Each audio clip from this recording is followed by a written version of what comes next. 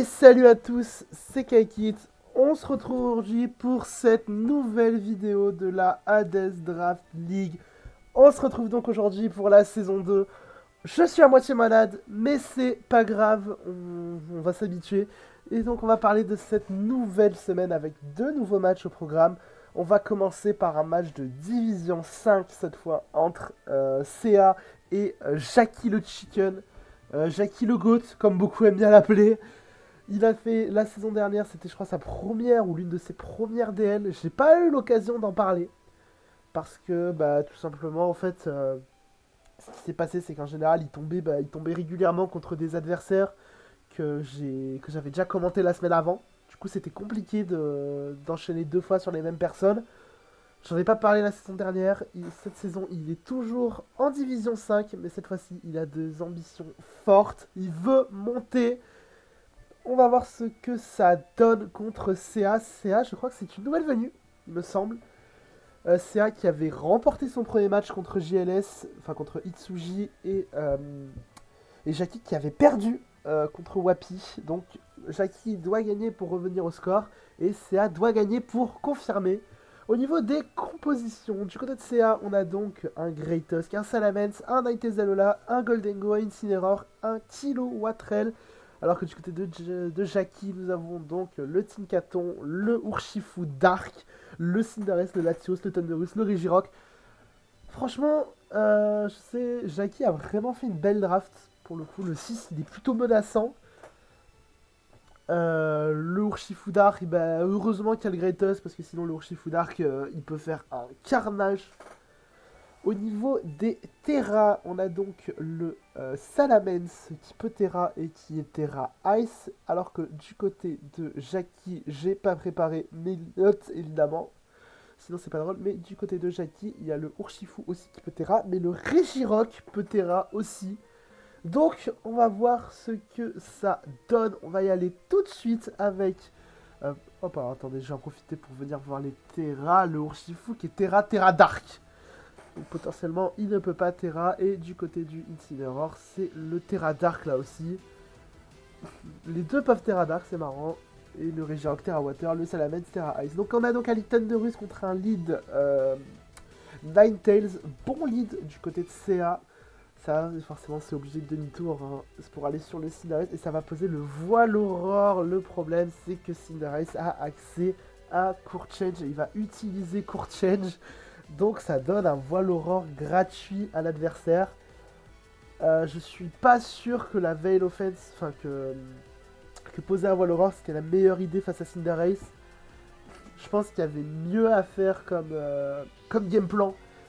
Donc là du coup ça va être assez pénible de donner un voile aurore de 8 tours à Jackie gratuitement. Là forcément ça va demi-tour, ça devrait demi-tour aussi du côté de CA. Là c'est l'entrée du Urshifu. Urshifu c'est assez menaçant. Et c'est le Greatest qui arrive. Greatest qui va révéler le booster énergie en speed. Et ça va taper Bulk Up. Le Urshifu qui n'est pas resté c'est normal parce que Greatest c'est très bulky sur le physique. Donc évidemment ça sert à rien de rester. Le problème c'est que bah, du coup cette Thunderous est sous Valorant. Donc ça m'étonnerait que le Thunderous puisse one-shot, enfin que le Greatest puisse one-shot le Thunderous à +1. Plutôt pour qu'il soit proto-speed. Il a beaucoup d'invest en speed, mais je crois que du coup ça fait qu'il n'a pas d'invest en attaque et en def. Second bulk up, c'est un peu gris. Et le Grassnot qui va one-shot, ça ne pardonne pas. Il ne fallait pas rester. Il y avait un Kilo Watrel qui était relativement gratuit du côté de CA, je pense. C'est dommage d'avoir stay comme ça. Donc bon bah écoutez tant pis, c'est le retour du Night Death, mais encore une fois ce Voile Aurore va être très pénible. Il reste 3 tours de Voile Aurore, le demi-tour, le retour du Cinderace. Ça va reposer un Voile Aurore. Le problème c'est que eh oui, Court Change ça marche encore. Parce qu'en fait Court Change, ça c'est quelque chose que je savais pas avant la game, je savais que Court Change inversé et tout. Mais je savais pas que... Enfin, ça échange les scripts, du coup ça échange les tours aussi. C'est-à-dire que là, en fait, CA avait un voile aurore de 8 tours.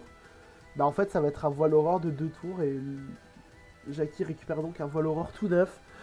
Donc c'est vraiment un avantage de Jackie, encore une fois, Court Change, qui est une attaque qui est très chiante en draft league quand même. puisque forcément ça te fait réfléchir à 2 fois avant de poser la hazard. Le blizzard qui va faire 0 dégâts. La cage éclair malheureusement. Toujours pas, ça vaut toujours pas 1 de ces kilowattrel, c'est dommage. Et le blizzard qui va quand même freeze. Donc c'est bien. Il y a des petits bugs au niveau des voiles aurores. Juste voilà. Parfois ça fait des petits bugs avec Court Change. Donc il n'y avait plus de voile aurore du côté de CA. Donc le Thunderous, le blizzard qui va donc freeze ce Thunderous. Et cette fois-ci ça va aller sur le kilowattrel. Ça a voulu, je pense, anticiper un U-turn. C'est pour ça que ça a pas voulu. Et là je pense qu'il fallait taper tonnerre, à mon avis, avec ce kilowattrel. Je pense qu'il fallait profiter pour faire quelques petits dégâts. Parce que le Regirock ne vient pas. Enfin, Regirock est peut-être full speed F et t'as pas envie de ramener Regirock. Il n'y a que le Latios sans Rizzy. Le Urshifu, ça prend. Après, ouais, c'est vrai qu'il y a quand même le voile aurore qui est chiant. Hein, ce voile aurore. Le Thunderous qui est toujours free, ça va aller sur le Tinkaton. Ça va falloir reposer. Non, ça va être paralysé. Donc, du coup, il va falloir faire autre chose. Ça va aller sur le Chromago sur la pose des rocks. Et le Chromago qui va taper, je crois, Nasty Plot de mémoire. Mais ce que CA n'avait peut-être pas vu, je sais pas, c'est que le Tinkaton a Moll Breaker et donc va pouvoir encore ce gros mago. C'est compliqué du côté de CA. CA qui ne va pas, enfin qui n'a pas, qui a manqué un petit peu certaines étapes, c'est dommage. Peut-être le hard gros mago était un peu trop ballsy, fallait peut-être plus aller sur Incineroar avant la pause des rocks, c'est-à-dire je pense sur ce tour-là, fallait plus aller sur Incineroar plutôt que Goldengo pour essayer de menacer un petit peu plus ce Tinkaton. C'est dommage, du coup, on a le Goldengo qui est encore et qui est donc bloqué sur la Ciplot, il ne peut pas stay in, et du coup, ça va le Urshifu, ça va continuer de poser des Nastiplot. Et là, c'est compliqué parce que Urshifu, il n'y a plus trop de switch in, et voilà, ça montre le problème, le Weak Blow, qui est totalement gratuit parce que Ninetales a déjà révélé la Light Clé. Ninetales quand même qui revient, t'es pas certain de one shot. À reposer un Valorant et ça va décider de faire une Pyroball. Le problème en fait c'est que là forcément t'as moins envie de court change parce qu'il y a aussi les rocks. Du coup tu peux pas récupérer les rocks en plus du Valorant. Ça se comprend. Je pense que tu pouvais quand même récupérer court change. Après aussi ça avait peur de se faire lock sur encore. Ça avait peur de se faire lock donc c'est normal. Je vais pas te refaire lock sur court change, c'est chiant. Donc la Pyroball était plutôt gratuite aussi, ça me dérange pas trop. Tinkaton qui vient sur l'entrée de Incineroar qui n'est pas bot. Ah ça c'est terrible ça. Regirock qui arrive sur le séisme, 21%, ça fait 0 dégâts. Regirock c'est trop bulky sur le physique. Donc le gros mago qui revient sur le body press, donc voilà ça part quand même dans l'immunité. Le gros mago qui va peut-être pouvoir essayer de se setup cette fois. Ça va taper soin et ça va pas rester, ça va aller sur le mens, le court change quand même. Donc là cette fois-ci Jackie a des idées de court change et feu follet sur ce site de race. Là je suis curieux quand même qu'il ait décidé de court change maintenant, surtout que le Valorant va aller bientôt se terminer. Je pense que c'était pas nécessaire. Après là on voit quand même l'efficacité de Cinderace plus support. Parce que Cinderace, souvent on pense souvent à un mode très aggro, très offensif, surtout qu'il a accès à Dance Lab, donc vraiment on pense à de l'aggro. Mais parfois Cinderace de support, ça peut être vraiment pas mal pour le coup. Et ça fait le taf hein, pour l'instant sur cette game. On va voir ce que ça donne ensuite. Donc le Regirock qui revient, Regirock qui a 60%. La seconde DD, ça compense la burn du coup. Le premier EQ qui fait 32% sur le Curse. Ça a pas voulu Terra quand même du côté de Jackie. Et le repos de Chesto. Voilà, de toute manière en général, c'est ce qu'on voit souvent sur Regirock. C'est soit des Leptos, soit un repos de Chesto. Mais je suis étonné quand même que ça n'ait pas voulu Terra. Ça a voulu vraiment attendre avant de... Ça a voulu attendre l'arrivée du Goldengo avant de Terra. La Nasty Plot quand même. Le séisme qui fait 50%. C'est vraiment ce gros mago est très bien investi. La Shadow Ball qui fait mal. Et le séisme qui va pas tuer. Et ouais, le roll... Tu passes, je pense, d'un max roll à un mid roll. Donc ça fait mal. Ça fait mal pour Jackie. Shadow Ball qui va pouvoir quand même prendre le kill. Le Cinderace qui est vraiment une plaie. En plus, parce que maintenant il peut rendre les pièges de rock. Vraiment, Court Change, c'est une attaque. Heureusement que Court Change, c'est que pour Cinderace. Parce que je pense que ça peut être une attaque très très pénible en draft league. c'est extrêmement fort, je trouve. Le coffre pour enlever les boss quand même, mais bon là de toute manière il n'y a plus moyen de poser les rocs du côté de CA. Ça va retourner sur le tonne de rue, sur le séisme malheureusement, et j'ai raté évidemment. Voilà, on est reparti, on refait pareil, je voulais faire pause et hop. On va être de retour, voilà, là on est de retour, ça a tapé le séisme. Et maintenant ça va retourner sur le Cinderace, le Flare Blitz qui va faire 27%. Et derrière la Pyroball qui va tuer parce que tout simplement le Cinderace a révélé qu'il était Blaze plutôt. Et maintenant il est en range de Blaze. Donc les Pyroballs font très mal. La preuve, ça fait 16% tout à l'heure le Pyroball sur le Incineroar. Maintenant ça fait 30, maintenant ça fait 27. 50% ça fait mal. Je pense quand même que c'était un roll en vrai, mais à voir le U-turn. Ça va retourner sur Latios, sur la Dragon Dance.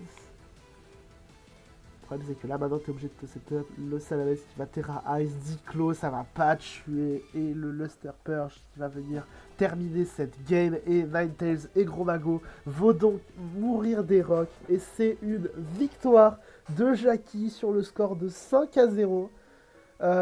Franchement game intéressante parce qu'on a quand même vu des petites mécaniques mais je pense que le game plan n'était pas très bon du côté de CA.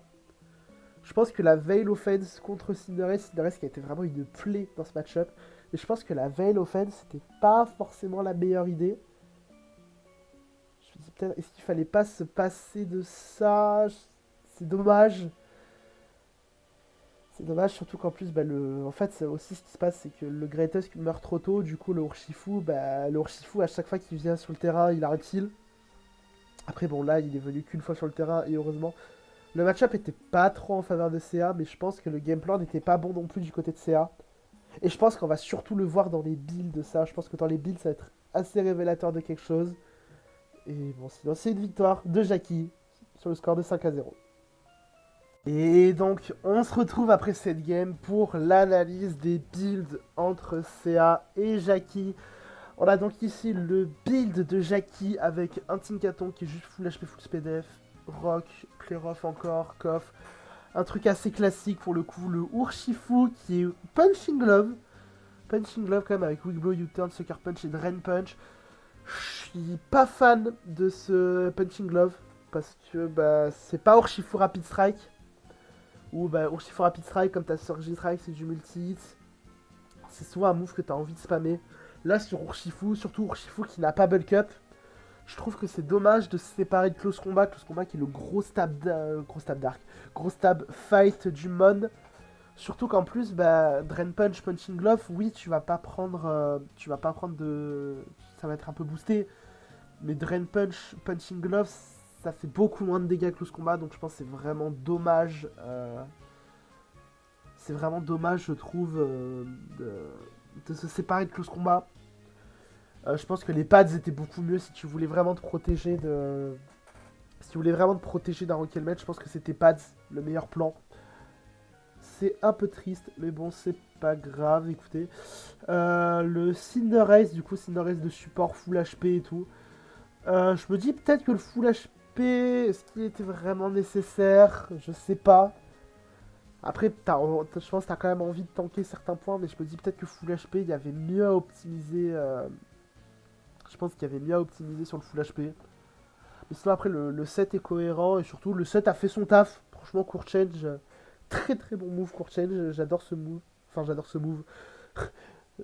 Heureusement qu'il n'est pas donné à plus de monde que ça. Le Latios Scarf, le gros problème du Latios Scarf, et du coup, on l'a vu pendant la game, c'est que le Latios Scarf ne dépasse pas Salamence de base. Et ça, c'est problématique en fait dans un build. Parce que, tout simplement, quand vous voulez jouer un Scarf, généralement c'est parce que vous voulez un RK. Alors soit vous voulez un RK à un Pokémon qui peut se setup, soit vous voulez juste que votre Pokémon qui a un gros match-up et qui a un manque de speed, vraiment arrive et break plus facilement avec un Scarf. Là, dans le cas de Latios, en général, si on joue un Scarf Latios, c'est vraiment pour RK des trucs. C'est vraiment pour RK des Pokémon qui vont setup, dont le Salamence, mais dans ce cas... Bon, je sais que Jackie, Silver, parce que je crois que c'est Silver qui a aidé à faire le build de Jackie, je sais plus, mais je sais qu'ils sont au courant. Je crois que Jackie maintenant sera au courant, mais il faut vraiment que si le Latios c'est Scarf pour RK le Salamence, il faut dépasser de base le Salamence. Donc là, le modeste 192 de speed, il n'y a pas assez de speed, il en faudra un petit peu plus. Je regarde un petit peu. Pourquoi Shadow Ball? Je regarde, j'ai la draft, moi, sur un côté. Ouais, Shadow Ball, bah oui, Shadow Ball, c'est pour toucher le Golden Go. Je sais pas si Latios a Mystical Fire. Il me semble que Latias l'a, mais pas Latios. Mais sinon, après, oui, Shadow Ball, c'est quand même logique. Le Thunder Rush, il est classique. U-Turn, Seabolt, Grass Knot. Du coup, voilà, encore plus dommage du côté de ça de pas avoir voulu vraiment ramener, essayer de ramener Kilowattrel plus souvent. Cage éclair. En vrai, la cage éclair, je pense que c'est un plan de secours contre Mens, j'imagine, mais je pense qu'il y avait peut-être un autre move à avoir. Je sais pas si Tenderis a toujours Weather Ball. Je me dis que Weather Ball, ça aurait été pas mal. Ça te permet de toucher le Mens. Ça te permet de toucher Kilowattrel. Donc en vrai, ramener Weather Ball en disant que le Ninetales va être là, ça aurait pu être pas mal, je pense. Et le Regirock, c'est là où il y a pour moi le gros problème. Je vais expliquer un petit peu plus le problème du Regirock. Il est full HP, full défense. Et je vais en profiter de ça pour faire une petite explication sur les répartitions de V, tout simplement. Regirock, c'est 200 de base def au départ. Donc, la base défense de Regirock, elle est tellement importante qu'en fait, il n'y a pas besoin d'investir en défense. Regirock va quand même tenir sur le physique. Surtout qu'en plus, il y a Malédiction à côté pour booster encore plus la def. Donc là, pour moi, c'est 252 V en def. Et la nature, hein, parce que c'est une nature plus def. Pour moi, c'est gâché. C'est un peu trop gâché. Et j'ai un deuxième exemple aussi à vous montrer pour ça. Je vous le montrerai plus tard. Mais d'abord, on va montrer juste des chiffres purs pour vous montrer que Regirock n'a pas besoin d'investir en défense. Ça, vous voyez, c'est donc tout simplement l'invest du Regirock de base. 364, 436. Ça, c'est son bulk à full HP, 0 EV en def. Avec une base de 200 de défense. À côté, ce qu'il faut savoir, c'est par exemple, à titre de comparaison, je vais vous montrer pour Pesharod et Registil. Pesharod qui a un gros tank physique. Vous voyez un petit peu tout ce qu'il lui faut pour avoir le même bulk physique. Alors, je sais, je parle juste de bulk pur. Je ne parle pas de typing, évidemment. Mais vous voyez quand même, ça bouffe beaucoup de V et surtout ça bouffe la nature sur Pesharod pour avoir autant parce que vous voyez, sinon, hop, il y a 419. Donc, ça bouffe en plus la nature pour avoir un bulk équivalent sur le physique à Regirock. Et le plus marquant aussi, c'est avec Registil. Registil qui a quand même une grosse base def, il a 150 de base def. Bah, il doit être full def. Il doit être full def pour avoir les mêmes invests que Regirock avec aucun invest. Donc franchement, quand il y a des Pokémon comme ça, surtout sur les invests défensifs, c'est plus intéressant de prioriser la stat la plus basse. Là, 200 de def, t'as pas besoin de mettre des invests. Soit tu les mets en SPDF, soit tu les mets en attaque, justement. En attaque, ça aurait été bien pour avoir le 2HKO sur Goldengo, full HP, full def. On va le voir juste après, mais je pense que du coup, il y a un petit problème dans les répars, mais bon, ça s'optimise encore. C'est normal, normal ce genre d'erreur, c'est vraiment dans de la technique brute. Donc voilà, pour moi, c'est donc les invests en def à revoir. Le Urshifu, je pense qu'il y a mieux à avoir que le Punching Glove, et surtout pour se passer de close combat. La speed de la chose, mais sinon dans l'ensemble c'est quand même un build qui est ok. Pour le build de CA pour le coup, et ben là ça va être la même histoire, ce que je viens de vous expliquer plus tôt. Il faut prioriser la stat la plus basse. Et là pour le coup je vais vous montrer avec un cas concret. Vous avez vu donc le Thunderus, c'est un Thunderus classique, c'est-à-dire 252 vers l'attaque SP et tout. Et le Greatest qui est full HP. Et vous avez pu voir du coup que que le Grass Knot a one shot, c'est pas la bonne. Voilà. Vous avez pu voir que le Grass Knot a tout simplement one shot le Greatest, full HP.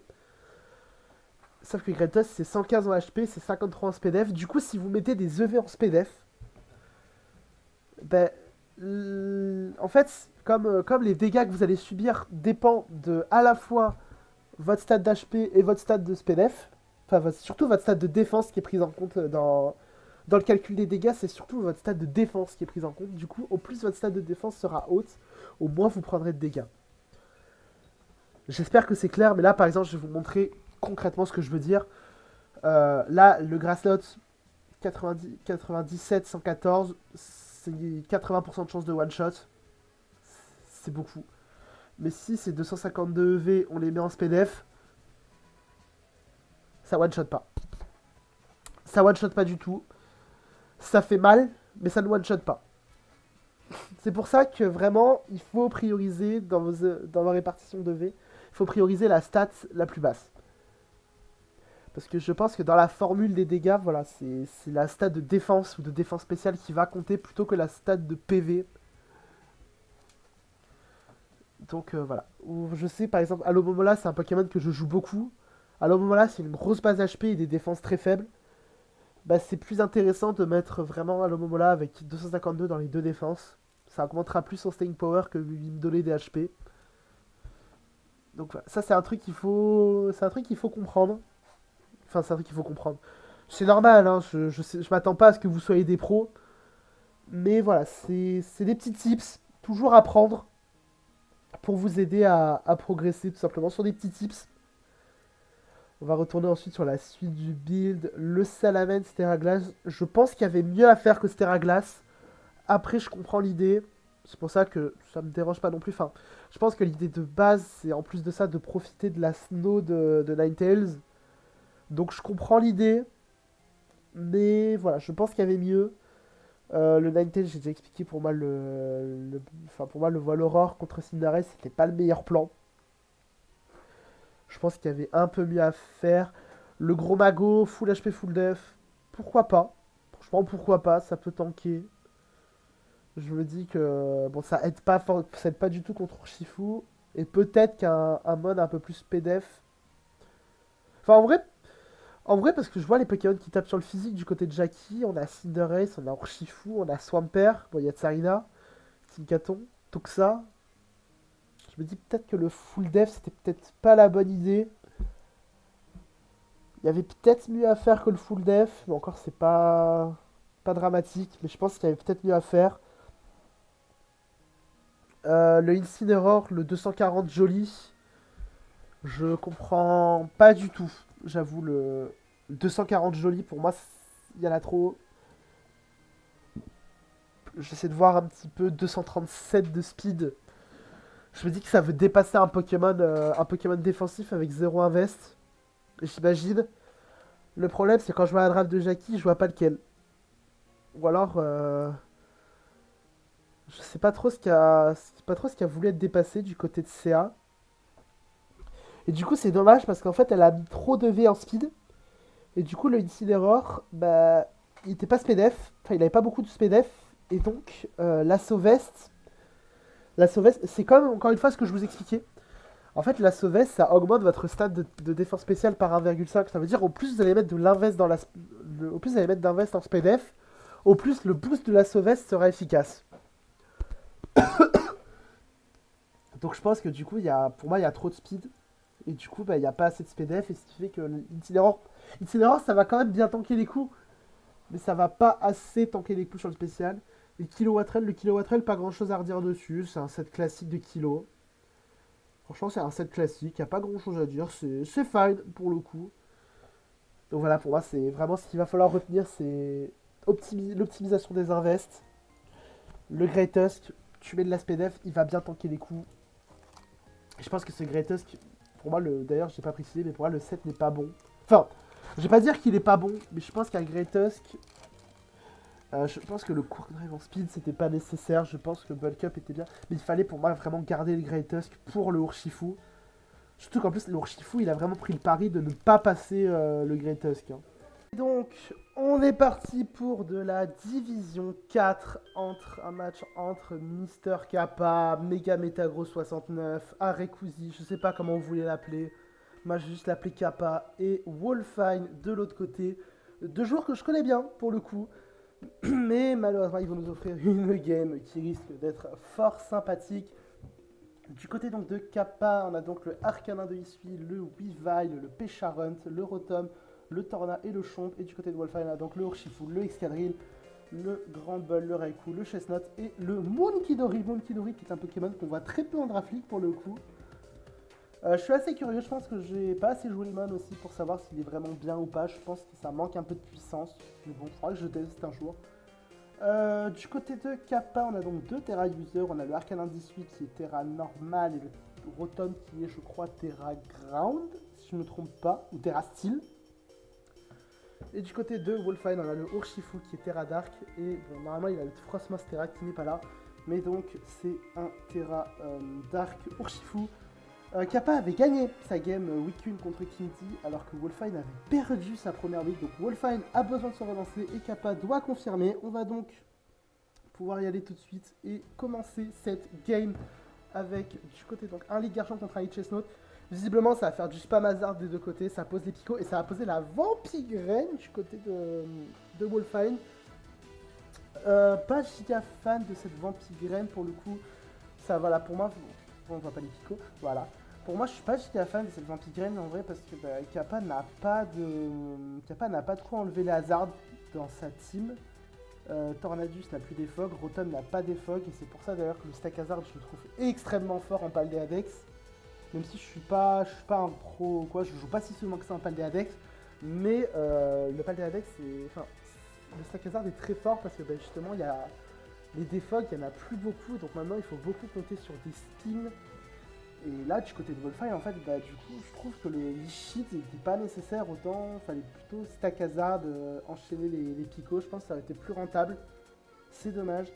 Mais bon, en tout cas, donc, on a vu, je crois que le Rotom va burn ce Chestnut, qui va continuer de poser ses picots. Il faudrait peut-être poser la troisième rangée, ce serait pas mal, level switch, qui va être là pour, voilà, hop, ça envoie le Torna. C'est anticipé, ça a tapé Vampigraine. Ça vient chip un petit peu les pokés, donc en soi, c'est pas non plus mauvais le Lichid. Mais c'est dommage parce que je trouve que c'était mieux juste de vraiment poser vite ces trois rangées de picots avant que Kappa ait le temps d'en poser d'autres. L'entrée du Raikou sur le Beacon Storm qui va faire 0 dégâts. La drop de speed, c'est obligatoire, je crois que non, je crois que c'est 30%. Voilà, ça va arriver sur le Garchomp. Garchomp qui a répliqué du coup les 25% des picots, ça aurait été pas mal. Le clone qui est posé derrière, ça va taper quoi? Ça va taper Skull, non, ça va taper Aurasphère. Le fait que Raikou est sub, ça peut être. Il y a de très grandes chances que ce soit un sub CM. Enfin, je vous dis, il y a de très grandes chances, moi je sais, je connais les sets. Mais normalement, il y a de fortes chances que ce soit un sub CM. Et le fait qu'il y aura Sphère, c'est pas déconnant. Il aurait pu avoir Scold, mais il faut aussi toucher le Rotom, mine de rien, même si en vrai. Je pense que Scold, ça se jouait parce que le Rotom, au pire, tu te setup dessus. Donc même si tu le passes pas, lui te passera encore moins. Et normalement, si le Raikou se met à plus 6, il va le passer à force. Mais bon, Rasfer, c'est pas non plus la mauvaise chose. Ça va aller sur le Chestnut. Et la bonne read de Kappa qui va taper Fire Blast. Ça, pour le coup, c'est une bonne read. La Okaberry est 20% à tenter. Ça veut dire que de base, les Fire Blast font 40%. Donc soit le Chestnut est très bien investi, soit le Garchomp a 0 invest en attaque spé. La synthèse qui est gratuite sur la deuxième rangée de Pico du côté de Kappa. Et Kappa qui décide de ne pas poser sa troisième rangée alors que Chestnut va le faire. Ok, le miss de Fire Blast qui est chiant parce que du coup maintenant le Chestnut peut synthèse tranquille. Ça continue de spammer les Fire Blast. Ça veut laisser le Chestnut et le miss Vampigraine qui est terrible. En vrai, ça veut laisser le Chestnut, c'est pas trop grave dans le sens où Chestnut a fait son taf pour moi. Je pense que s'il le joue comme ça, c'est vraiment la priorité du Chestnut, c'était les stack hazard et les trois rangées de picots sont posées. Le Chestnut peut potentiellement, en vrai il a perdu sa Okaberry, donc même contre le Arcanin 18 ça peut être compliqué. En vrai il peut toujours servir, il aurait pu toujours servir je pense sur le terrain normal d'Arcanin. Mais c'est pas non plus dramatique de laisser mourir le Chestnut maintenant, juste peut-être... Voilà, par contre le Miss Vampigraine qui est terrible parce que du coup ça met le Chestnut en range de Fire Blast parce que je crois que ça fait que des rolls à 40%. Ouais, ça a vraiment fou. Donc le Monkidori qui arrive, peut-être un free hit, non, ça envoie le Tornadus sur le parting shot. Je suis pas fan de ce parting shot en vrai parce que je vois vraiment pas Kappa risquer Weavile d'entrer comme ça. J'aurais peut-être préféré un petit Psycho. Je trouve que c'était relativement gratuit sur toute la team de Kappa. Après, le parting shot, en vrai, il n'y a pas de risque de défiante parce qu'il a reveal Black Windstorm, donc tu peux t'attendre à ce qu'il soit plus physique, enfin, qu'il soit plus spécial, le Torna. Mais voilà, moi à la place de Wolfine, je pense que j'aurais fait un petit psycho. Le parting shot n'est pas mauvais, mais en vrai, en fait, le problème du parting shot, c'est que bah, il n'y a pas de gros setup. À part X-Quadrille, vous allez voir le souci pour moi, là, c'est l'histoire que Wolfine va faire. Kappa donc, va envoyer donc, le Pécharon sur le Rapid Spin.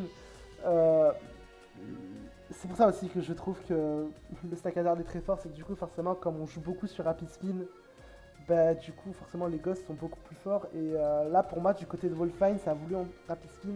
Je pense qu'il fallait vraiment taper séisme parce que l'arrivée du Pécharon était trop.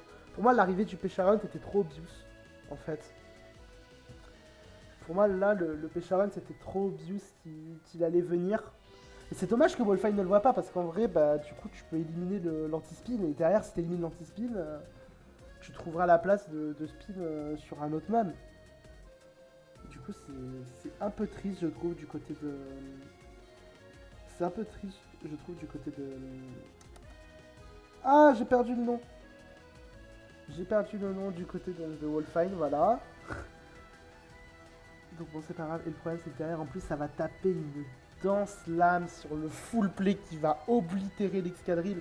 Là, c'est dramatique pour Wolfine, le fait de perdre son escadrille sans avoir réussi à rapid spin. Je pense qu'il aurait dû taper séisme. Bon, on verra plus tard que ce Pécharon est Choukaberry. Mais du coup, voilà, je pense qu'il aurait mieux fait de taper ce Péchaminus parce qu'au moins, déjà, tu survis, je crois, à full play. Mais surtout, bah, là maintenant, t'as les spikes pour la fin de la game, et les spikes font aussi très mal à Wolfine. Les deux souffrent énormément des spikes. Hein. Le Urshifu qui va pouvoir arriver quand même Terra Dark, Quick Blow. Il n'y a pas de switch in en face, clairement, donc Urshifu, c'est gratos, ça peut venir. Ça va taper le Quick Blow, le Torna qui revient. Et là, Kappa qui va faire une nouvelle connerie, il va taper en dur sur ce tour. Je pense que Kappa s'attendait à un mouchoir choix de la part du Urshifu. Il s'attendait vraiment... Alors, est-ce qu'il voulait check un scarf ou est-ce qu'il voulait juste... Je sais pas s'il voulait check le scarf ou s'il voulait pouvoir tenir parce que bon... le set de ce Tornadus c'est catastrophique. Et du coup, voilà, et du coup, je trouve que là, le Urshifu, bah, t'envoies le Torna comme ça, t'as besoin d'infos. Là, le Urshifu et Scarf, le Urshifu détruit la game en fait. Parce que bah, je crois qu'il n'est pas Salak de mémoire ce Torna. Du coup, s'il est Scarf, bah, c'est bien, tu te mets à 1%, mais donc tu fais quoi? Tu fais quoi derrière en fait, s'il est Scarf? Juste, tu le vois spammer ses Weak Blow et tu meurs en fait. Peut-être Weavile va pouvoir tanker un hit, mais c'est tout. Mais bon, voilà, le endure sur le Raikou qui arrive, Raikou qui a un free clone envoyé, ça va envoyer le Rotom sur le sub. Parce que là, c'est terrible, parce que là, du coup, le Raikou va pouvoir se setup. Like a mind. Listan, quand même, qui pète le clone, et heureusement, parce que si Listan n'avait pas pété le clone, comment ça aurait été la sauce pour Kappa. Et là, Wolfine va refaire une erreur pour moi, il va taper Aura Sphere sur le Volt Switch. Et ce qui fait qu'il va pouvoir ramener le Arcana 18. Le problème que j'ai sur ce play, c'est que je pense qu'à ce moment-là, Wolfine il a anticipé très certainement un hard Weavile. Je pense que c'est pour ça que Kappa n'a, enfin que Wolfine n'a pas recliqué clonage. Enfin que le Raikou n'a pas refait clonage. Je pense qu'il a anticipé la in Weavile. Mais je pense honnêtement que c'était trop. Enfin. Je pense honnêtement que c'était pas le bon play à faire du côté de Wolfine. Dans le sens où t'as encore le grand bull qui fout le vie derrière, donc il peut venir sur le Weavile. Si vraiment t'as peur. Et le pire dans tout ça, c'est que je crois que si on fait les calques, le triple axel a besoin de 2 hits pour casser le clone. Donc le troisième, peut-être que le troisième t'es en range, mais je sais que le triple axel, même le triple axel band, hein, il y a besoin de 2 hits pour casser le clone. Donc je me dis, est-ce qu'il n'y avait pas mieux à faire du côté de Wolfine? Surtout que là, si Wolfine tape clonage maintenant, le garçon tout à l'heure, il a pris 22% sur Rasper à plus 1 après les spikes, le garçon meurt. Kappa doit perdre un mon pour envoyer Weavile, ou alors, enfin, de renvoyer Weavile direct. Vrai, c'est dommage. Je pense là, du côté de Wolfine, c'est dommage d'avoir voulu cliquer au Rasper. Bah, du coup, enfin, j'allais dire bon play de Kappa qui, du coup, a fait le bon play en faisant vol switch. Est-ce que c'était un 50-50? Est-ce que lui, je pense que Kappa voulait juste pivoter? Je sais pas, c'est ça le problème. C'est ça le problème qui m'énerve avec Kappa, c'est qu'il y a des moments, il va faire des plays de fou furieux.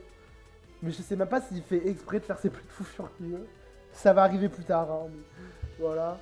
Du coup, donc le Raikou qui récupère encore sa vie, c'est le Crumble qui vient, intimidation. Ah, l'extreme speed, il va être au helmet, voilà.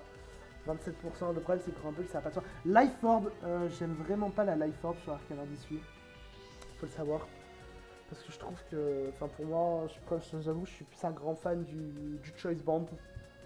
Du Choice Band ou du Choice Card sur Arcana 18 plutôt que le Rookie Helmet. Enfin, le Rookie Helmet, plutôt que la Life Orb.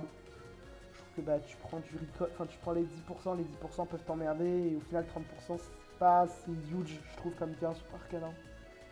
Parce que souvent c'est juste t'amènes Arcana en breaker, t'arrives, tu fais head smash, tu fais extreme speed et après tu t'en vas. Enfin, moi je trouve ça dommage du coup de jouer Life Orb. La Kalinerie quand même qui va partir et le Rocky Helmet du côté du Rotom, Munkidori qui arrive sur les feux follets, qui va se faire burn avec feu follet. Et là on a un nouveau Endure du côté de Kappa. Kappa a ramené 2 Pokémon avec Endure et croyez-moi je connais les anciens builds que Kappa voulait faire au départ et il y avait encore plus d'Endure.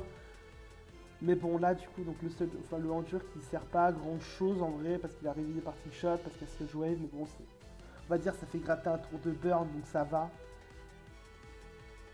Enfin ça fait gratter 2 tours de burn en vrai. Et le pire dans tout ça je crois que j'en parlerai à la fin. Le Weavile il arrive, donc forcément le Multidori ne peut pas rester, ça va aller sur Gramble et ça va poser une Dance Lame du côté de Weavile. Forcément il n'y a pas les bots. Ça va taper en dur sur le triple axel. En vrai, Wolfine n'avait rien de mieux à faire dans le sens où bah, vous allez voir que du coup le Weavile et Pads, c'est pas étonnant dans les faits parce que bah, le Weavile il a montré qu'il n'avait pas les bots. Il a montré dans Slam, donc assez vite on voit quel item il peut avoir, surtout que bah, Weavile, souvent tu as envie d'avoir un Rocky Helmet pour venir tenir ses triple axel, donc c'est normal. Ça sert pas à grand chose, mais bon, voilà, le Endure, encore une fois, qu'il a servi à rien, mais en vrai, c'est pas grave, le Urshifu qui arrive. Et là, vous allez voir, le Urshifu, il dépasse ce Weavile. Euh... Je suis obligé de vous le dire, parce que celui-là, c'est quelque chose où je vais beaucoup m'énerver aussi après, lorsque je vais regarder les builds. Mais ce n'est pas le Urshifu qui escarpe, c'est ce Weavile qui est lent du cul sa mère. Et là, ça change beaucoup trop de choses du côté de Wolfine. C'est qu'en fait, tout à l'heure, quand je vous disais que Wolfine a anticipé un In Raikou sur ce tour-là, ben en fait, s'il avait tapé clone, Kappa avait perdu la game. Parce que le Weavile ne dépasse pas le Raikou. Ça, Wolfine ne le sait pas. Mais le Weavile ne dépasse pas Raikou, hein, comme il ne dépasse pas un Urshifu Band. Le Chomp meurt, le Torna meurt, le Rotom ne fait rien. Et le Arcana 18, je pense, l'Arcana 18 est sous clone. Du coup, là, à ce moment-là, Wolfine ne le sait pas. Il ne le savait pas, mais s'il avait tapé clonage à ce moment-là, gagner la game parce que Kappa, je vais pas dire ne s'en fiche, je vais dire ne sait pas build, tout simplement. Mais ça, j'en parlerai plus tard. Donc du coup, on a vu ce magnifique Urshifu qui a dépassé le Weavile, c'est aberrant. C'est aberrant. Le Munkidori qui revient. Le Munkidori sur l'avenue du Arcana. Et l'Extreme Speed avec la Chilan. Mais le truc, c'est que malheureusement, ça ne suffit pas. Je suis allé checker, encore une fois, les calques, parce que je me suis dit, c'est pas possible. Je suis allé voir si le Endure du Rotom n'avait pas permis à mettre en range l'Extreme Speed. Non, ça ne met pas en range l'Extreme Speed, tué quand même. Donc voilà, et là le problème, et maintenant c'est un roll sur Urshifu, et Urshifu va prendre un crit. Ce crit, il joue dans la mesure où bah, le Urshifu avait, je crois, 30% de chance de mourir d'Extreme Speed Life Orb. C'est pour ça que je suis pas fan de la Life Orb, que je préfère le Choice Band. Mais bon, voilà, et du coup derrière le Raikou ne peut pas tenir, je crois, l'Extreme Speed. Et ça va être une victoire de Kappa sur le score de 2-0 parce que l'Arcana 18 meurt à la fin.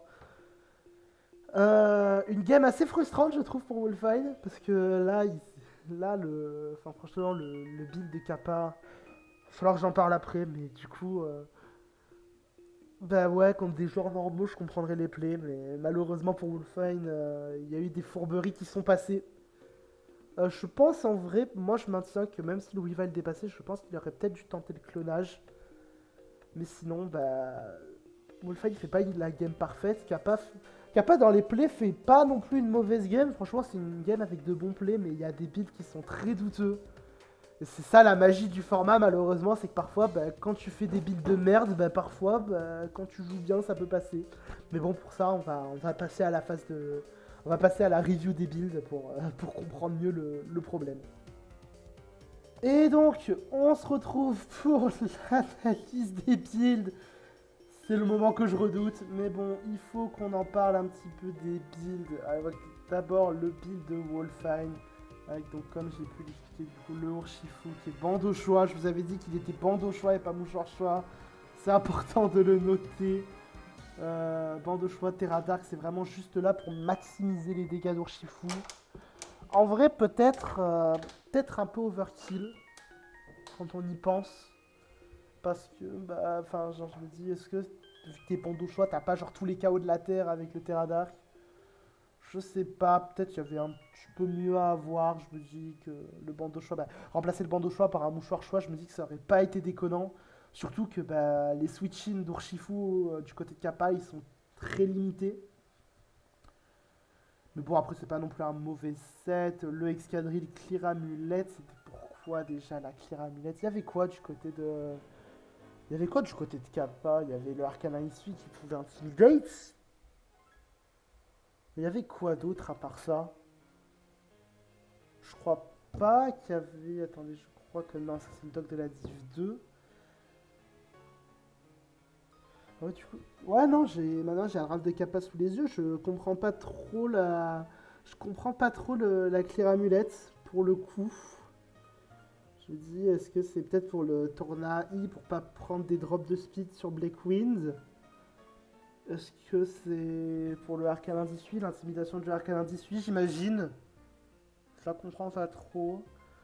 Le grand bull, full HP, full def, rookie helmet, normal, j'ai envie de dire. Oh, ce Chestnut qui est pas full def, il est full HP, full def.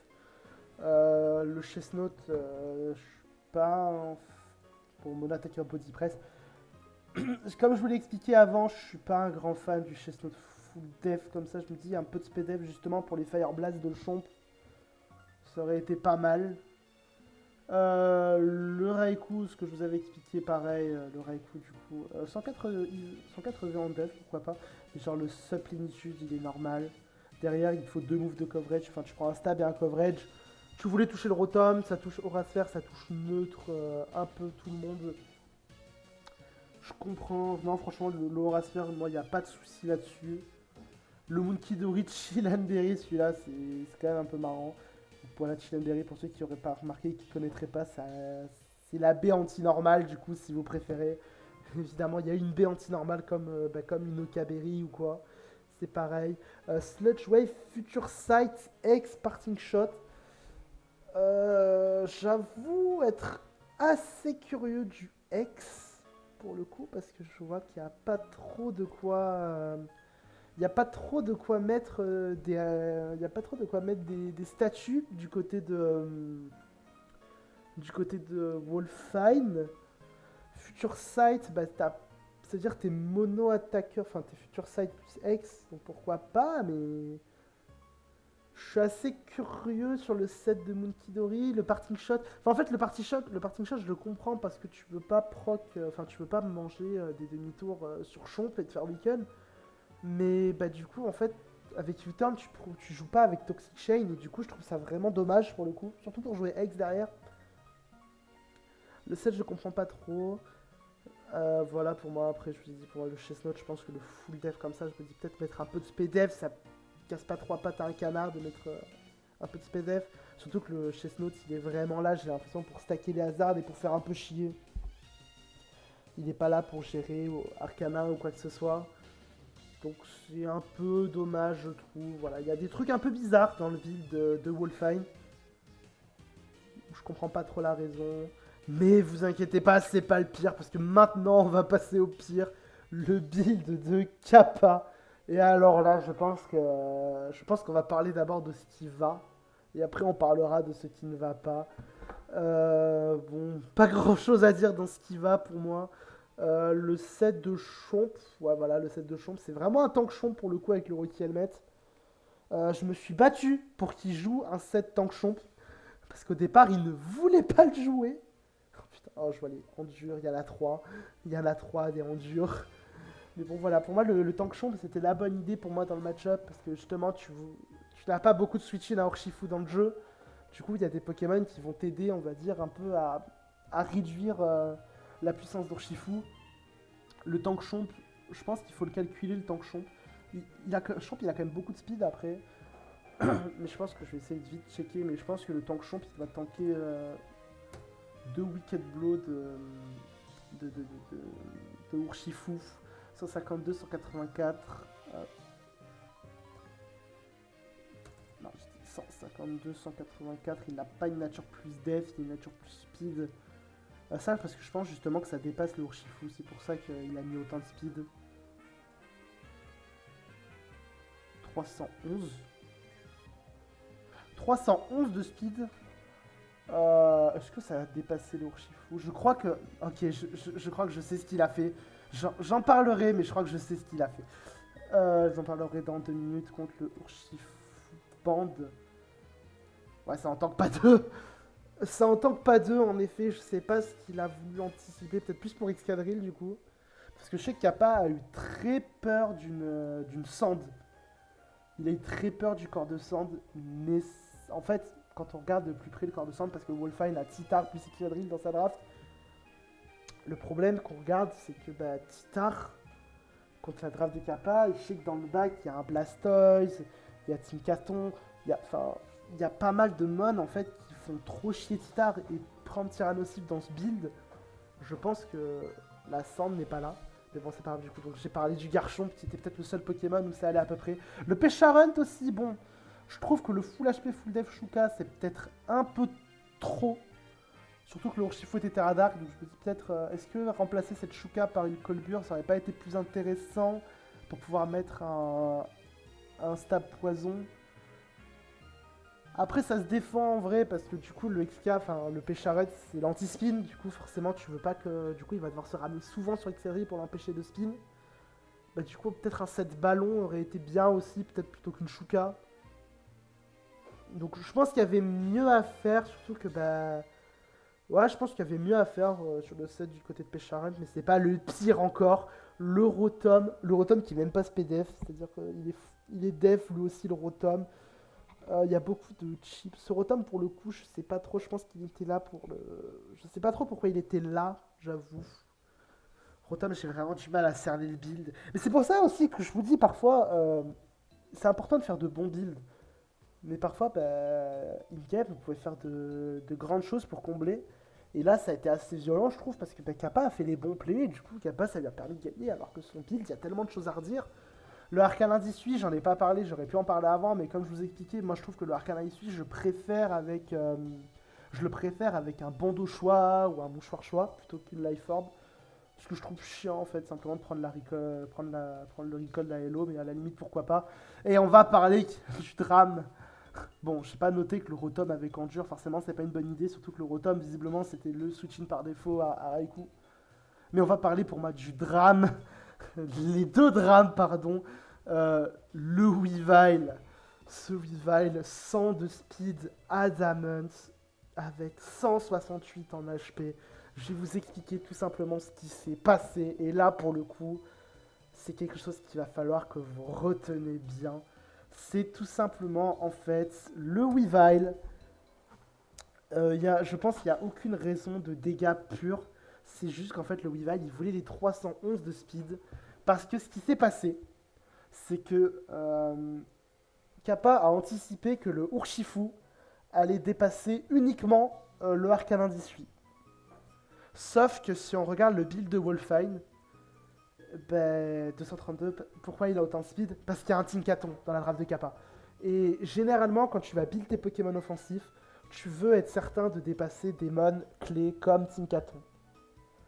Et là, le problème, mais ça c'est un problème plus global de Kappa, parce que je vous ai expliqué, je le connais très bien.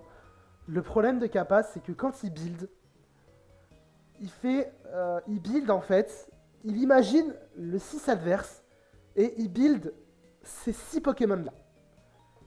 Et ça, je lui ai dit très souvent, parce que très souvent, il a perdu des games sur ça.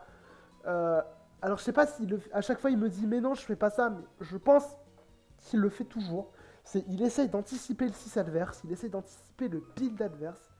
Et du coup, bah, ça fait que ce Weavile, Adamant, il ne dépasse pas Urshifu, et il ne dépasse pas Raikou. Parce que Kappa s'est mis en tête que, ok, va y avoir la Sand, va y avoir Urshifu, j'ai trop de choses à gérer. Et du coup, le Raikou, il n'y a rien pour le Raikou. Là, je vous le dis clairement. En plus, Kappa a déjà perdu comme ça contre un Raikou. Où il s'est dit non, Raikou sortira jamais. Et il s'est fait 6-0 par le Raikou. Ouais, je t'affiche un peu au passage parce que ce build m'énerve. Et je sais pas parler du Torna, mais ce build m'énerve. Et le Raikou détruit le build. Clairement. Là, la seule chance qu'il y a eu, c'est ce que j'ai expliqué in-game. Le Wolfine qui tape pas sub. Mais du coup, voilà. Enfin, comprenez une chose dans tout ça, c'est que quand vous faites un build, je dis pas que vous devez être hard prep à tous les Pokémon, parce que c'est pas possible. Il va falloir faire des choix. Dans le build, il va falloir faire des choix, prioriser telle menace plutôt qu'une autre. Mais, quand vous arrivez in-game, enfin, quand vous voyez votre build, il faut vous dire, ok, s'il y a tel Pokémon, qu'est-ce que je fais? Qu'est-ce que je fais s'il y a tel Pokémon dans le build? Un Pokémon que je n'aurais pas prévu dans le build, qu'est-ce que je fais s'il est là? Même si il faut pas commencer à vous dire, ok, ce mon il sortira jamais, il a un trop mauvais match-up, je le prépare pas. Il faut pas se dire ça. Parce que si jamais vous commencez à vous dire ça, ce qui va se passer, c'est que, bon, là, pour Kappa, ça n'a pas été dramatique. Mais ça a déjà été dramatique dans le passé et ça peut vous arriver à vous aussi si jamais vous commencez à vous dire ça. Vous ne devez pas ignorer un Pokémon dans la prep. Vous ne pouvez pas l'ignorer. Je ne dis pas que vous devez être hard préparé à tous les Pokémon de la draft. Je dis juste qu'il faut que vous ayez au moins un plan si tel ou tel Pokémon vient dans le build. Et là, le fait que ce Weavile ne dépasse pas... Déjà, Urshifu, c'est scandaleux. Mais en plus de ça, ne pas dépasser Raikou, pour moi, c'est trop. Pour moi, c'est trop. Et ce Torna, Endure Reversal Safety Goggles, ce Torna était fait pour Titar. Ce Torna était fait pour potentiellement Frostmoth, pour essayer de Scarface, j'imagine. Pour Scarface un petit peu, pour emmerder, pour pouvoir RK. Mais le problème de ce Torna, c'est qu'il était fait pour Titar. Et comme il n'y avait pas Titar, ben ce Torna ne servait à rien. Il pouvait servir un petit peu, mais sinon il ne servait à rien. Et c'est pareil, les 200 EV en attaque pour un Reversal, j'ai l'impression qu'il y a beaucoup trop de V qui ont été gâchés. Et c'est pour ça que là, je suis énervé, parce que Kappa a fait une bonne game. Il a fait de bons plays, et même ces derniers temps, on lui dit souvent, Kappa fait pas de mauvais plays. En ce moment, enfin, il y a des plays qui sont discutables, il fait pas 100% les bons plays, mais bordel, le build, il faut vraiment que Kappa travaille ça, et j'espère que, enfin, du coup, à travers cette vidéo, je vous ai donné quelques conseils à vous aussi. Les builds sont importants parce que les builds, parfois, ça permet,